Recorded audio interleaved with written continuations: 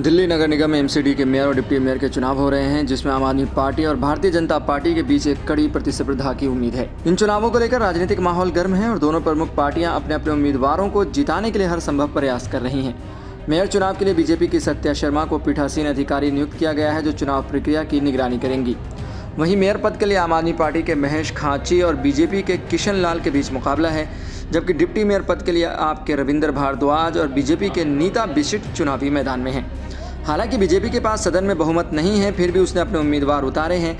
ये दर्शाता है कि पार्टी इस चुनाव को लेकर किसी भी प्रकार का मौका नहीं छोड़ना चाहती। इस बार चुनाव प्रक्रिया में कुछ महत्वपूर्ण बदलाव किए गए हैं। वोटिंग में पारदर्शिता को सुनिश्चित करने के लिए अब मतदान बॉक्स पर से पर्दा हटा दिया गया है, ताकि सभी सदस्य की गतिविधियां स्पष्ट रूप से देखी जा सके। यह कदम मतदान की पारदर्शिता को बढ़ाने के लिए उठाया गया है। इसके अलावा मतदान के दौरान मोबाइल फोन ले जाने पर प्रतिबंध रहेगा और सुरक्षा की जिम्मेदारी दिल्ली पुलिस और अर्धसैनिक बलों को सौंपी गई है। नगर निगम मुख्यालय में प्रवेश केवल मतदाताओं, अधिकारियों और कर्मचारियों को ही मिलेगा, ताकि चुनाव प्रक्रिया में किसी प्रकार की गड़बड़ी न हो। इस चुनाव में विधानसभा के मनोनीत सदस्य और संसद सदस्य भी भाग लेंगे, लेकिन नगर निगम के एल्डरसन में वोट देने का अधिकार नहीं होगा। इसमें कुल 250 सदस्यीय सदन का गठन है, जिसमें आम आदमी पार्टी के पास 125 सीटें हैं, जबकि बीजेपी के पास 113 सीटें हैं। कांग्रेस के पास 8 और 3 निर्दलीय सदस्य भी सदन का हिस्सा हैं। एमसीडी में मेयर चुनाव हर साल अप्रैल में होने चाहिए थे, लेकिन बार बार होने वाले दंगों और आप बीजेपी के बीच खींचतान के कारण ये चुनाव करीब 7 महीने की देरी से हो रहा है। इस चुनाव को लेकर विभिन्न पार्टियों के बीच जमकर आरोप प्रत्यारोप की स्थिति बनी हुई है, जो आमतौर पर दिल्ली की राजनीति में देखने को मिलती है। पिछले चुनाव के दौरान दिल्ली नगर निगम में माहौल इतना गर्म हो गया था कि चुनाव प्रक्रिया को स्थगित करना पड़ा था।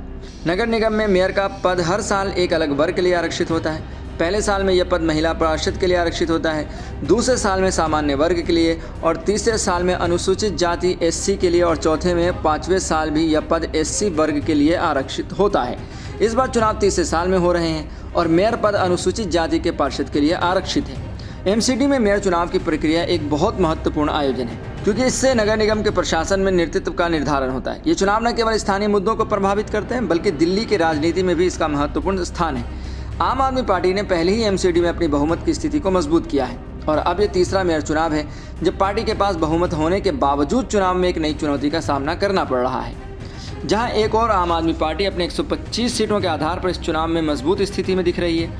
वहीं बीजेपी अपने उम्मीदवारों के जरिए अपनी उपस्थिति को दर्ज करने की कोशिश कर रही है, भले ही उसके पास बहुमत न हो। इसके अलावा कांग्रेस और निर्दलीय सदस्य भी इस चुनाव में एक महत्वपूर्ण भूमिका निभा सकते हैं, क्योंकि वे किसी पक्ष का समर्थन कर सकते हैं जो सत्ता के समीकरण को प्रभावित कर सकता है। एमसीडी चुनाव को लेकर दिल्ली वासियों की निगाहें अब चुनाव परिणामों पर टिकी हैं, क्योंकि ये परिणाम न केवल स्थानीय प्रशासन को प्रभावित करेंगे, बल्कि आगामी दिल्ली विधानसभा चुनावों पर भी इसका असर हो सकता है। खैर, ये तो आने वाला वक्त बताएगा कि किसकी सरकार बनती है, कौन मेयर बनता है, जल्द ही पता लग जाएगा। लेकिन आप ऐसी खबरों के लिए देखते रहें सहारा समय का समय डिजिटल।